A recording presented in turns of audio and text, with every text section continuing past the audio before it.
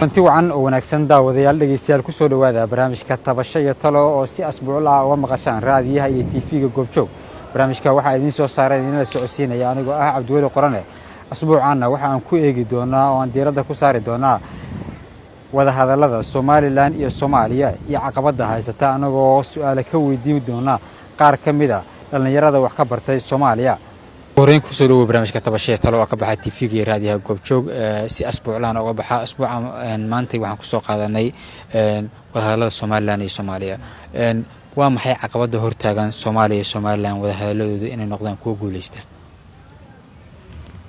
السلام عليكم ورحمة الله وبركاته. مقعيقو شافي عبد القادر عبدي. رنانتي وحان آدكم هاد علينا يا بهذا Goobjoog. هدان أصول لابد سؤاشي اللي ويدي Somaliland iyo Soomaaliya يعني عقبدا hortaagan in macnaha laga guul gaaro wada hadallada. runtii waxay u muuqataa siyaasadaha maxaa la yiraahdaa Somaliland iyo Soomaaliya oo maxaa la yiraahdaa aan macnaha maxaa la yiraahdaa sidii loogu talagalay ee si isku waafaqsaneen iyo maxaa la yiraahdaa inay jirto wax la yiraahdo political diversity oo ah kala duwanaansho dhanka siyaasadda haddii soo laabto tan gudaha Soomaaliya runtii maamulka ama dawladda Soomaaliya hadda dhisan waxay u muuqataa mid ka gaabisay sidii looga baahnaa in macnaha ay sameeyso wada hadallo ee la sameeyso Somaliland inkastoo maalweed laga furay shir wada tashigaas lagu sheegay in wada tashi Somaliland la yeelanayo maxaa la yiraahdaa Nairobi guddi la magacaabay runtii shirkaasna uu yani wax mir dhalqos ka soo bixin oo maxaa la yiraahdaa waxba ka soo qaad oo siyeelan dhanka Somaliland markii eegnana ayinka naftirkooda dad waxa weeyaan wax tabanayo yani u baahan in maxaa la yiraahdaa wixii ay tabanayeen in laga turxaan bixiyo maxaa la yiraahdaa gogoshi la fadhiisto ayinka naftirkooda markaa eegnana waxa weeyaan maamulkooda iyo nidaamka meesha ka dhisan naftirkooda dad waxa weeyaan aan macnaha u hanqal taageenin yani baahi badan aan muujin in wada tashi la sameeyo ama miiska wada hadalka la isugu imaado si marka dibkan looga baxo ama wada hadallada u guuleystaan maxaa haboon in la sameeyo oo haddii shacab ahaan lahayd xukunka dadka haya madaxda ay ahaan lahayd si wada hadallo guuleysto loo helo waa maxay wax u baahan in la qabtaa? waa maasantaa walaal runtii markii loo baahan yahay markii yani la rabo in la sameeyo nidaam sax ah ama maxaa la yiraahdaa wada hadalladu inay guuleystaan waxaa loo baahan yahay labada maamul iyo labada shacab inay isgarabsadaan si ay u noqoto wada hadalkaas wada hadal miro dhala maamulka oo Somaliland marka ka hadlo yani waxaa loo baahan yahay maamulka Somaliland in maxaa la yiraahdaa Soomaaliya waa Soomaali waa dad walaalaha waa dad mida in maxaa la yiraahdaa wada hadalladii dib loo soo laabto waxay tabanayeen miiska ay soo saaraan oo laga wada hadlo si lamida in la helo dad ka turxaan bixiyo oo maxaa la yiraahdaa oo u jawaaba oo miiska wada hadalka la fadhiista waxa ay tabanayaan macnaha maxaa la yiraahdaa ka turxaan bixiyo shacabka labada shacab runtii waxa jirtay bariidhood waxa soo ifbaxay Somaliland qadiyad Somaliland inay xogaa fogaatay aad u fogaatay dadkii maxaa la yiraahdaa halkaas taga oo maxaa la yiraahdaa u taga ama dalxiis u taga ama nooc doonan ha ahaadaan ama dad biyaadi ku nool ha ahaadaan in yani symbol ama wax calaamad kamida calaamadaha Soomaaliya ama calanka kale markay qaataan oo kale in dadkii la waxyeeleynayo taasna macnaha waxay tusaaleynaysaa qadiyad iyo fogaatay iyo macnaha maxaa la yiraahdaa maamulka meesha ka jiro oo naftirkiisu aan macnaha dan iyo hela kale hayn in isku dhawaasho la sameeyo marka waxaa u baahanahay in la sameeyo wada tashi sax oo macnaha loogu gungaari karo dhibka jira iyo problemka jira sidii loogu xalin lahay labada maamulna ay isku soo hor fadhiistaan wixii jira laga wada hadlo. watahay aad baa mahadsantahay. ugu horeen ku soo dhawo barnaamijka tabasho talo oo ka baxay raadiyaha iyo TV-ga Goobjoog. barnaamijka asbuucan waxaan uga hadlaynaa wada hadallada Somaliland iyo Soomaaliya u dhaxeeya marka waa maxay caqabadaha hortaagan Soomaaliya iyo Somaliland aragti ahaantaada? bismillaah assalaamu calaykum waraxmatullaahi wabarakaatu. magacaygu waa Ismaaciil Maxamed Cabdi. haddii aan u soo laabto su'aashaas jawaabteeda maxaa caqabadaha hortaagan Soomaaliya iyo Somaliland runtii hortay Soomaaliya iyo Somaliland hortay waa wadamo oo dad oo Soomaali horta marka hore laakiin caqabad ugu weyn isla Somaliland iyo Somaliland way hortaagan tahay waxay tahay Soomaaliya horta shacabka reer Somaliland waxay ka cabanayaan dawladda hore ee kacaanka dawladdii dhexe in ay dhibaato badan ee shacabkeeda u geysatay haddana teeda kale ee Somaliland ay rabto inay madax banaani iyo dawlad iyo maamul goboleed inay noqoto caqabada aan isleeyahay marka Soomaaliya iyo Somaliland way ka dhaxaysaa oo Somaliland mar walba waxay u diidaysaa inay Soomaaliya wada hadal la yeelato waxay tahay Somaliland inta badan waxay ka cabanaysaa dawladdii hore oo Soomaaliya oo hogaamin jiray Maxamed Siyaad Barre in ay dhibaato badan ee shacabka reer Somaliland ay u geysatay marka nabaro badan ay tabanayaan marka waxaan isleeyahay haddii xataas loo helo solution lagu baabi'iyo ama xal lagu baabi'iyo Somaliland waxay u aqbali doontaa inay Soomaaliya wada hadal macnaha la yeelato laakiin saacada aan aaminsanahay caqabada ugu weyn ee Somaliland ay mar walba niyadeeda iyo shacabkeeda ka guuxa waxay tahay waliba qaar waxa jira hatta koor waxa mar arkaynay nin oo wato dharkii Soomaaliya oo calanka Soomaaliya in la xiray oo la jir dilay oo naceebkooda meesha soo gaaray marka waxa had isleeyahay shacabkooda xitaa saasi Soomaaliya ayagoo Soomaaliya haddana saas u naceebiyeen marka waxa isleeyahay naceebka dhan waxa keenay waxay tahay dawladda hore ee kacaanka dhibaatada ee u geysatay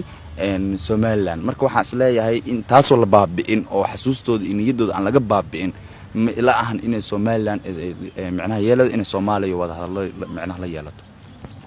waxaa jiray wada hadallo la doonayay in waxaasoo dhan looga wada hadlo oo xal looga gaaro ilaa hadda wada hadalladaas si sax ah inta loo wada fariistay xal lagama gaarin marka caqabada hortaagan in wada hadalka uu miro dhalo ma dhanka Soomaaliya ay ka jirtaa ama Somaliland ay ka jirtaa horta bismillaah caqabada hortaagan in wada hadalladii ay noqdaan wada hadallo macnaha miro dhalo caqabada hortaagana waxay tahay horta dhinacaani waxaan isleeyahay Somaliland ay ka jirtaa mar walba dawladda Soomaaliya ayada waxay diyaar u tahay in ay dawladaha kale oo macnaha maamul goboleedyada dhan ay mideyso ay ka dhigto hal wadan marka ani waxa isleeyahay caqabada ugu weyn waxay ka jirtaa Somaliland sababtoo ah wax tabanayo ayada marka waxa isleeyahay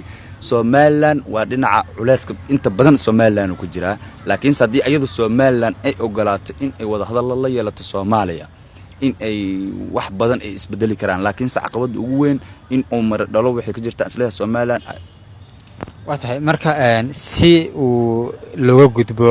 dhibaatooyinkaasi oo dadkii isku fahmaan haday siyaasiyiin ahaayeen hadii ay shacab ahaayeen aragti ahaantada maxaad adiga ku talin lahayd si xalkaasi loo gaaro wallahi hortay waxaan ku talin lahay hortay mar walba waxa loo baahan yahay dawladdeena Soomaaliya dawladda weyniyada la aqoonsanay in ayada tahay mar walbana waxa loo baahan yahay dawladda in ayada wax badan ay isku xirto haddii macnaha xalka oo ugu weyn waxa la rabaa in ay keenaan boqolaal xalaal keeni kara laakiin se waxa u muudaa in ay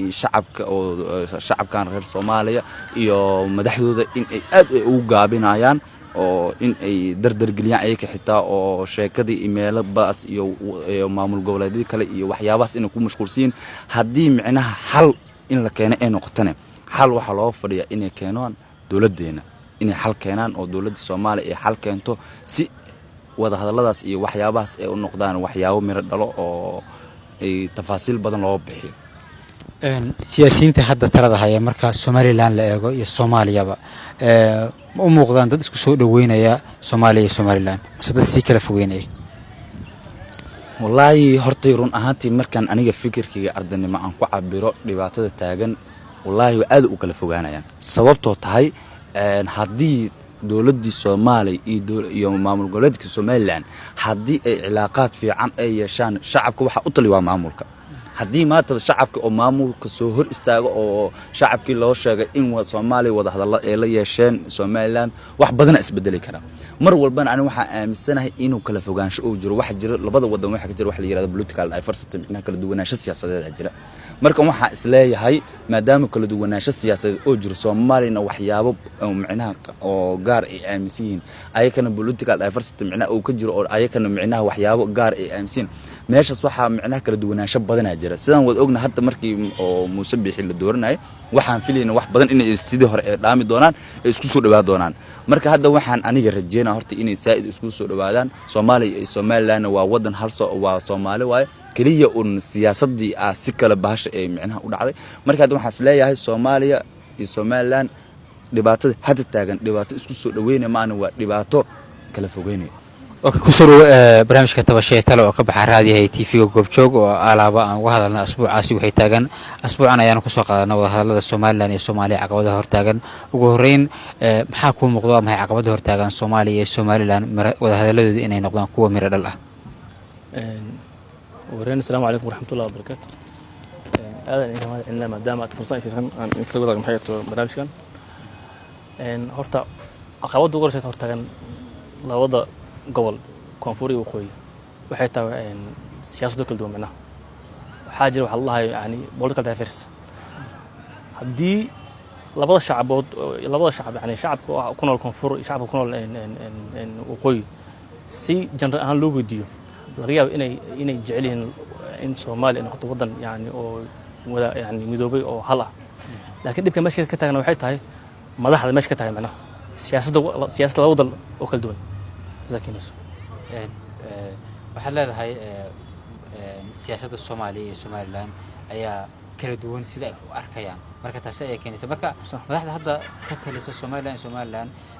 iyo Soomaaliya ma ku muuqataa inay kala fogeynayaan labada shacab ها وهي مقطع لأنه يجوا حدث له في الشو وضد يعني تبنايا يعني وحكى تبنايا يعني حكومة دي هراء أنا قصص نسيوان البهدل ما لكن مرة بحافي عن إن لف شو واحد لا موتشوال بنفشل إن في صافي عن يعني إن فائدة أو لبض كده حيصل لبض حدي هرت كلتك سياسة واحد في عمان وضم بقى حاجة أنا ومدرسنا كلتك السوداني كله had soo markay rabeen inay ka go'do Suudaan wadan badan maanta u leeyahay Soomaa markay kala go'eenna maanta waxa qabso hada haysto ama ka dhex yaalo waa loo jila maadaama wadankaas ayaga tabanay in yani la mutagooray aan xorriyad ficil haysan xilka wadankaas ay ka qaban maxay jawooyin fiican xornimo qaateen laakiin xornimo haddana waxay haystaan la indirect yani caalamkeena maanta heer kama gaarin iyagii haddana waxaa ku dul tagan majaaci iyo waxyaabo kale marka hadda Soomaaliya iyo Soomaaliya yani labada gobol ee waqooyi kan khur haddii maanta ay xataa ay kala tagaan waxaa fiican faa'iido ku mujtani shakhsan faa'iido marko waxaa fiican in horta in la midoobo waxa ka fiican male marwalba waxaa fiican in la midoobadana waxaa ka fiican yani wixii tagay in maxay to la iska ilaawo la sabro saasaan aan dhigi watahay waxaa soo hadal qaaday in aysan faa'iido lahayn ku muuqataa Soomaaliland iyo Soomaaliya wadahadalada in ay gacan shisheeye jirto oo dib labadooda ka sareeya uu taagan yahay oo diidan yahay in labadooda ay wada hadlaan oo miro dhal ama guul laga gaaro wadahadalada waxaadana soo xas qaba dhibaatada Soomaaliya haysto dhexdooda ma ay fargelin sheego Imaaraadka waa aragtay waxay ka sameeyeen Eritrea waa aragtay wadamada Mareykanka waa aragtay ma fahantii Soomaaliya waxay hore ugu socon lahayd waa fargelin dibadeed way dadkiina iyagu inay fikiraan oo hal meel la wada fadhiisto laga hadlo maslaxada danka maslaxada shacabka maslaxada wadankan sidaan ka hormarin inay meesha ka sameeyay lahayn ayaa waxa dhacaysa tusaale ahaan labo qofood siyaasi kala duwan maslaxad taada aan ku sameeyno adigana maxay to ninkan ka soo riiso kale fahant marka Soomaaliya waxay hore ugu kicin lahayd waxay tahay waxa ka buuxa fargelin dibadeed ka buuxa maxaad ku talin lahayd si xal loo gaaro la iskuna fahmo Soomaaliya midaysanna u soo baxdo oo dib aan ugu laabano 60kii oo kale hal mar Soomaaliya midaysan la horta af Allah amma salaf horta wixii takay in la iska ilo wax ka fiican male Nabi sallallahu alayhi wasallam waati inta laga ciiriyay maxay Makka al-Mukarrama oo la jirdilay soo jecel wadanka magaalada laga buriyay oo soo laabtay asoo ciidan badan wato oo maanta maxay ka wadin dimaan haddana muxuu yiri wax Soomaa Soomaaliya labada gobol iska dhax yani waqooyi kan furo waxa haboon in horta labada fadhiisto marka labada fadhiistana laga hadlo maslaxada guud haddii maanta arintu ay tagto kala tag hadhowtu haddii kala tagaan waxa mashaakil kale waxyaabo kale hadda qarsoon laga yaabaa inay soo baxaan maslaxada guud oo maanta unaron koonfur unaro fiican maxay to waqooyi waa hal loo noqdo hal in la noqdo ayaa maanta heer loo gaari karaa kala tagna faa'iido ma leh ugu dambeynta marka si loo gaaro halkan wax dhaliila ma jiraan oo aad u jeedinaysid haddii aan la Soomaaliland ama shacabka ama xukuumadda ama Soomaaliya iyo xukuumadooda oo aad dhahaysid caqabadaas ayaa taagan oo ama waxaasi sameeyaan oo aan lagu gaari karin in la isfahmo horta waxaa la isku haastay waxay waa jagada saaxib ma fahamtay shacabka horta waa la jihayn karaa meesha dadka hoggaanka hayo iyaga unbaa mashaakil ka taagan xukuumadda Soomaaliya oo kale maamul leedahay golay leedahay ma fahamtay haddii iyagu shakhsi yani ka xukuumad ahaan haddii maslaxad caam inay waxa fiican laba qofood haddii maslaxad in hal shakhsi uu shay ka tanaasul fiican horta haddii ana qadayd in maxay to raggan hadda tabanayo qoy oo maxay to ma had si tan dhacdo kale tan ka dhacday Rwanda ka dhacdo kale uu Zimbabwe ka gaan wadan dadka ugu danta yaraa waxa laga dhigay dadka wadanka maamula fahant okay nimankaas qoy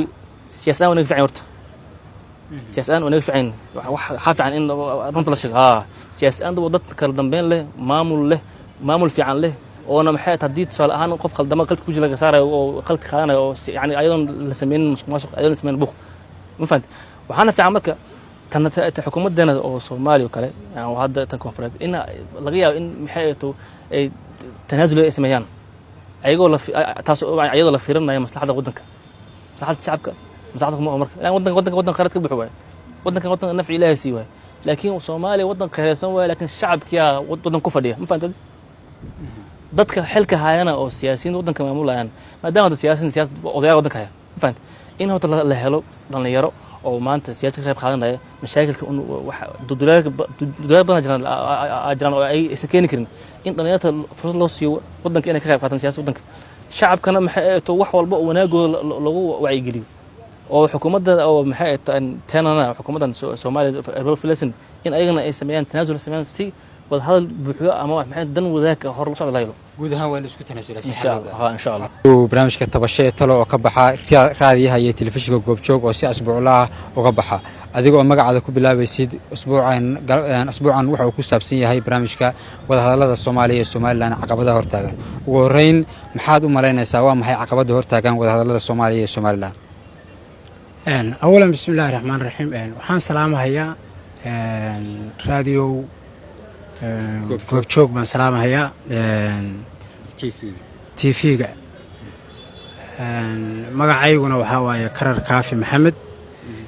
waxaan mar labaad salaamahayaa TV-ga raadiyo goobjoog aragtida ah oo aad weydiiso ku saabsan Somaliland iyo Soomaaliya waa dalkii Soomaaliya dii aniga aragtideeda aan cabiro walaalaheen Somaliland aragtida hadda ay qabaan oo ah inay ka madax banaanaan Soomaaliya oo madax banaani ay helaan oo ay noqdaan dal madax banaan iyo koonfurta ku dhagan oo ayana diidan inay ka tagto ama ay ka hadho ama ay kala go'do Soomaaliya waxaan dhihi karaa haddii aan fikirkayga ka cabiro waxa is haysta waa danley dad ah ee ummadda Soomaaliyeed ama waqooyi ha jidho ama koonfur ha jidho waa isku mid waana isjecesha inay kala tagaana ma rabaan inay si kala maarmin ma waa ogyihiin laakiin dhibaatada dhex taagan baa waxay tahay oo ayagii kala fogeynaysa dad raadinahaya dana gaar ah oo nasiib wanaag iska jirana waxaa waaye waqti kastana qof kasta oo markaas masiirka dalka ama waqooyi ha ahaato ama koonfur ha ahaatee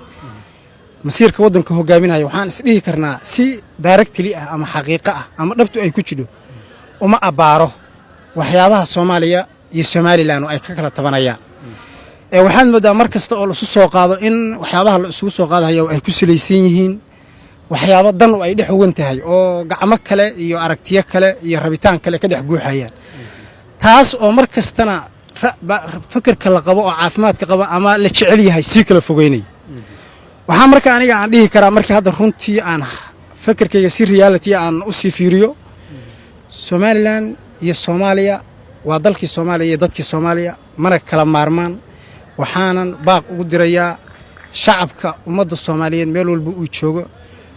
waxaa waaye walaalo mana kala maarmaan inay ayagu danahooda iyo mustaqbalkooda ay midoobaan kana tanaasulaan rafaadka 30 sano haysta oo inuu wax naga haleeyo maahan aan waxba noo wanaajinin aan baranana dadka danleyda oo anaga inagu dhex jira mar kastana anaga nagu kala fogeynahaya dhibaatadeena kaga shaqeynahaya waxyaaba ayaga dana u gaar ah sidaas aniga aan dhihi karaa haddii aan fikirkayga ku cabiro aragtida u dhaxaysa somalilan iyo soomaaliya. waxaad sheegtay dad danleey ah inay kala fogeynayaan dadkaasi danleyda maanta hal aad sheegtaba dadka maanta xeer kala taagan yahay ma kula tahay inay isku soo dhaweynayaan mise way sii kala fogeynayaan oo way ka sii daran yahay xaaladda dhex taalla labada gobollada waqooyi iyo Soomaaliya? waxaan is dhihi karnaa marba heer bay soo joogtay laakiin haddeertaan waxaan is dhihi karnaa xoogaa waxaad moodaa marxalad isbeddel inay ka jidho somalilan iyo soomaaliya middaas oo qofna sida aan kuu sheegayba u arko in ay wax dhibaato ah qof wado midna u arko inuu asagoo wixii danta ahaa iyo mustaqbalkii iyo isku soo dhoweyntii iyo caafimaadkii iyo tanaasulkii sidii loo hela sababtoo ah waxaan isla ogsoonahay soomaaliya iyo somalilan dhammaanteed 30 sano rafaadka iyo burburka ka jira soomaaliya ama somalilan ama koonfur ha noqotee ama waqooyi ha noqotee waa wada haysta sababtoo ah tahriibka waa wada haystaa shaqa la'aanta waa wada haystaa caafimaad la'aanta waa wada haysataa cabashada waa wada haysataa kala eed sheegashada labada walaalaha iyo deriska waa wada haysataa waxaana intaas qof walba u sababaynaya oo keenaya waa qofkii markaas haba kursiga ku fadhiya ama waqooyi ha noqoto ama koonfur ha noqoto maanta markaan u fiirino hadda waxaan dhihi karnaa dowladda soomaaliya waxay u qabatay guddigaasoo ku salaysan ay leedahay ha ka shaqeeyo masaalixda u dhaxaysa somalilan iyo soomaaliya sideedana haddii qofku uu yidhaahdo miiska wadahadalka aan tagno oo aan aragno dhibaatada iyo problemka iyo rafaadka iyo waxa la kala sheeganayo si aan xal u raadino waxaa la isdhihi karaa qofkaas maslaxadiiba wadaa sababtoo ah qofkan kama hadlahayo war wax ila qaado ee wuxuu ku leeyahay war wixii halaysan aan isla aragno aan baranno si aan dawo ugu raadino waxaan dhihi lahaa marka walaalahan somalilan waxay ayagu taas ka muujiyeen inaysan ahayn wax saxa ee ay tahay wax dana gaara oo dad gaar ay wataan waana sida hadda aan kuu sheego mar kasta oo sideeda la yiraahdo xal loo dareero qof danleeyahay wuxuu u arkahayaa in aysan macnaha waxaas wixii dhabtaa aysan ahayn taas waxaan hadda aan is dhihi karnaa xilliga haddeertaan marka hadda aan fiirno somalilan oo kale waxyaabaha ka jira cabashada dhawaaqa shacabku ka dhex yeeraya midda hadda soomaaliya kale ka taagan oo kale oo ay leeyihiin qof kasta haddii waxyaabahaasoo dhan dadku ay isugu soo tanaasuli lahaayeen oo ay noqon lahaayeen dad qof kasta qofka kale dantiisa ka shaqaynaya danta dalka ka shaqaynaya shacabka loo dhimranayo qof walba waxaan is dhihi lahayn qof diidi lahaa ma jiro laakiin somalilan markii dowladda federaalku ay magacowday guddiga waxay ka hor keentay wax la yidhaahdo guddigaasu waa guddi dana qaasa ka shaqaynaya ee aan ahayn mid masiirka iyo kala tabashada ummadda soomaaliyeed aan ka shaqaynayn waxaan dhihi lahayn haddii uu ka shaqaynayo dana gaara markii miiska wadahadalka aad ku ogaataan aad ku cabirtaan annaga nala waraaga idiyaaska si aan idinla qaadano aragtidii aad qabteen iyo wixii aad ku aragteen ee ha ka dhigina wax qolo walba meesheeda intii ay ku aragtay ay kaga hortimada ku diidayso adigoo maasan guddiga la magacaabay sooma habboonayn in somalilan marka hore lagala tashado oo talada wax laga siiyo si wax la isla og yahay oo la iskula qanacsan yahay loo magacaabo oo shaqada ay u galaan waxaad tiri sooma fiicneen guddiga dowladda dhexe magacawday in somalilan iyo soomaaliya ay ka wada tashadaan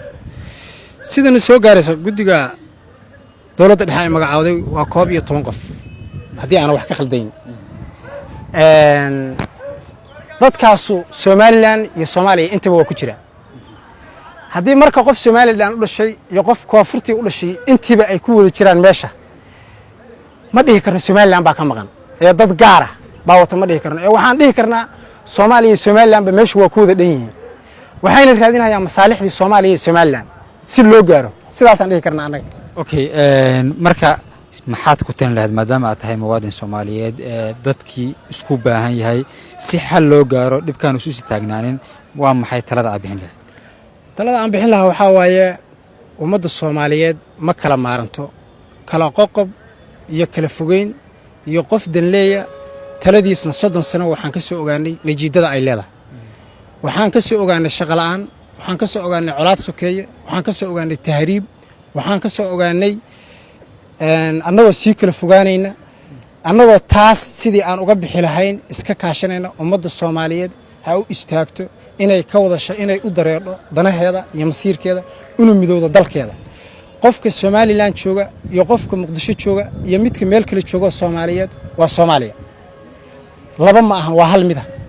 ma kala maarmaan dalku ma kala maarmaan talo kuma kala maarmaan wadajir kuma kala maarmaan waxaan dhihi lahaa waa inay u midoobaan masiirkooda iyo walaaltinimadooda sidii ay u heli lahaayeen nabad waarta iyo horumar dalkooda ugu heli lahaayeen waxaan kaloo dhihi lahaa dadka talada haya talada aad qabanaysaan inta aad talada haysaan qof walba wuxuu ka tegayaa dhaxalka uu ka tegahayo mid dadkana manaafac u yeesha adigana manaafac ku yeesha ha noqdo midaasoo ah inaad shacabkaaga sidii aad ugu dhaaratay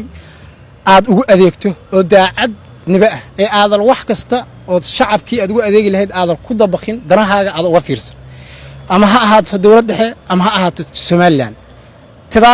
midaas ayaan waxaan dhihi lahaa ummadda Soomaaliyeed kula dardaarmi lahaa shacab ha ahaato madax ha ahaato waxaan kale oo baaq u diri lahaa dhalinyarada waqooyi iyo galbeed meel kasta ay joogaan iyo dal iyo dibad intaba aqoon-yahanada masiirka ummadda Soomaaliyeed wuxuu hor yaalaa annaga dadka aan manaafacsanahyana waa annaga iyo ilmaheena waa aanan ka maqnaan masiirkeennina waa inaan marti ka noqon haddii aad masiirka annagu aan leenahay aan marti ka noqonno mustaqbalkeennu meel madow buu sii tegayaa heerka aan ku joogno inaan ka sii xumaano maahane ma soo wanaagsanaanayo annagoon marka ka fiirinayn talada aan qaadanayno waxaan degannahay waqooyi iyo waxaan degannahay koonfur annagoon ka fiirinayn ee u fariinayna mustaqbalka ummadda Soomaaliyeed inuu mid yahay aan u midowno sidii aan ugu wada dareeri lahayn mustaqbal waara iyo ilmaheena iyo mustaqbalkeena sidii aan u wanaajin lahayn sidaasaan ummadda Soomaaliyeed anigu la wadaagi lahaa baaqna ugu dari lahaa ugu dambeyntii waxaa jira wax dhaliil ah haddii ay Soomaaliland ahaan lahayd ama Soomaaliya ahaan lahayd oo aad dhehayso waxa waaye wada hadalladu way ka socolayihiin ama daacad uma ahan ama waxa waaye diyaar uma ahan inay wada hadallo galaan walaalkay sidii aan ku sheegayba qofku haddii uu rabo inuu xalleeyo macnaha wax kasta dalab uu yeeli karaa markaan ku leeyahay macnaha inuu xalleeyo ma ahan inaan dhahayo Soomaaliland ma ahan inaan dhahayo Soomaaliya laakiin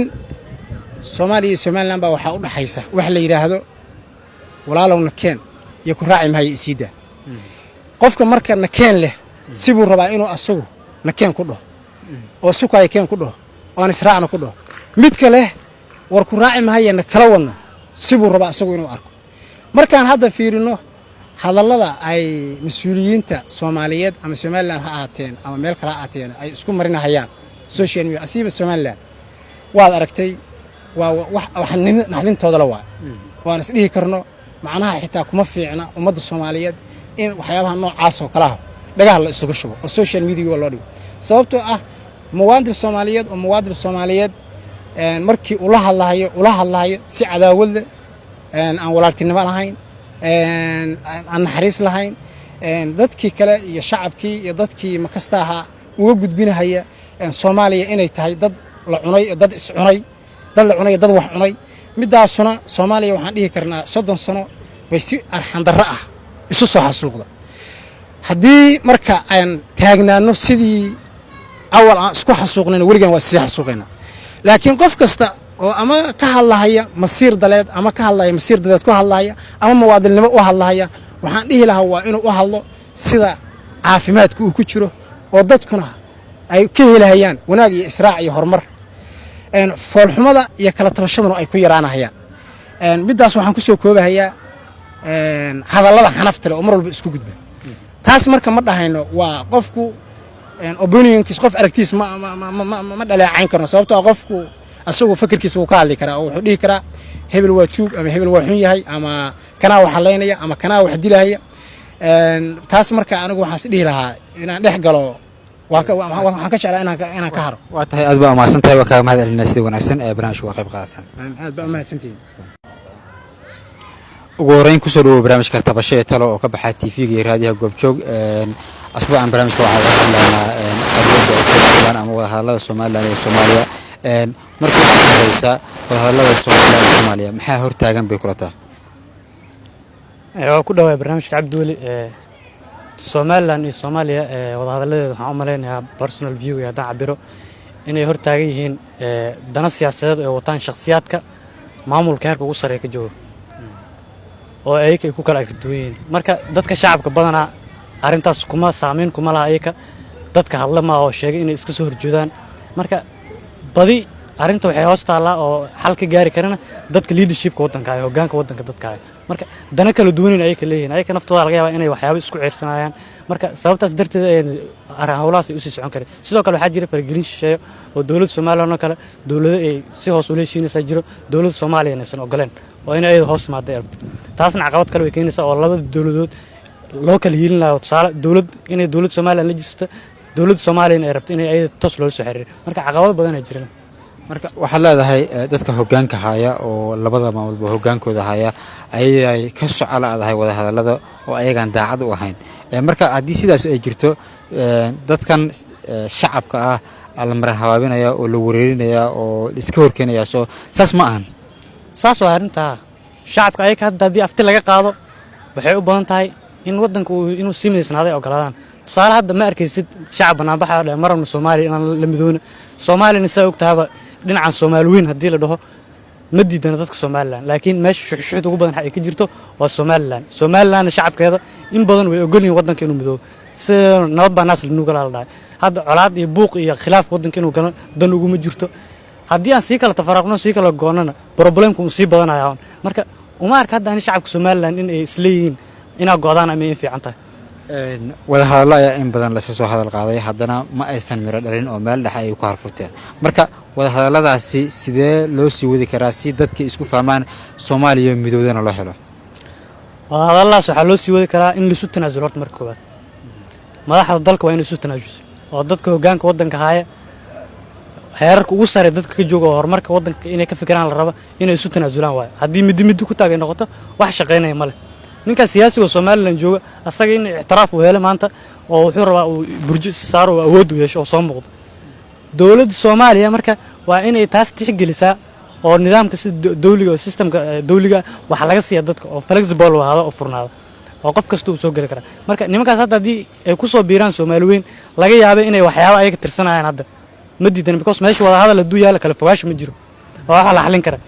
marka sida ii muuqata ayakunba hadda dana gaar isku riixanayo mooyee shacabkan hadda kala dheeri iyo kala fogaan iyo nacayb ay isu qabaan ma jirto si ay wada hadalladaas u sii socdaana hadda sida la sheegay waxaa la magacaabay madaxweynaha wuxuu magacaabay guddi qaran oo arrintaas ka shaqeynaya insha Allah waan rajaynaynaa in soo dhawaasho badan ay ka imaado halkaas oo nabad iyo naraarna ay ku soo dhamaato ugu dambeystii ma jiraan sidee u aad tala ahaan maxaad bixin lahayd si loo gaaro in la isfahmo oo wada hadallo miro dhal ah u wada yeeshaan labada gees halkaasna Soomaaliyeyn ay uga abuuranto talada bixin lahayd taladan bixinaa waxa waa saan u sheegay dadka madaxda waa inay isu tanaasulaan tan kale shacabka markii la leeyahay khilaafa u dhaxeeya labada shacab oo ku kala nool Soomaaliland iyo Soomaaliland hadda waa qayb Soomaaliya kamid ah dabcan maamul goboleedyo badan oo waddanka jira hadii maamul kasta uu dawlad noqdo bari hadii ay dawladnimo qaadato oo madax banaani ay hesho kan ku xigeen wuxuu soo kala madax banaani raba marka meesha dabcan fawdi u ekaanaysa in la sii kala qaybin hadda waddanka wax faa'iido ugu jirto male dhibaatooyinka ugu badan hadda Soomaaliya hadda haystana saarkayso waa geopolitics iyo muhiimad iyo meesha ay ku taal oo mandiqada aad wanaagsan marka ani waxaan ku soo gabagabeynaa isla fikirkayga waa in la isu tanaasulo oo la is ogolaado walaalaynu lahay meel u kala tagayna male mar walba in anaga isaqbalno anaga wax isu tareen in ay iscaawino anaga isaqbalna isla oo tanaasul meesha ka dhashay madaxda dalka waa in isu tanaasulo muhiimadda halkaas waa aad waa maasantahay watahay daawadayaal dhageystayaal intaasi ayaan ku soo gabagabeynaynaa barnaamijkii tabashay iyo talo oo asbuucan aan ku soo qaadanay wada hadallada Soomaaliland iyo Soomaaliya caqabada hortaagan anigoo Cabdiweli Qorano ah ayaa idin la socodsiinayay inta aan ku kulmayno barnaamijkan mid lamid ah sidaas iyo nabadgelyo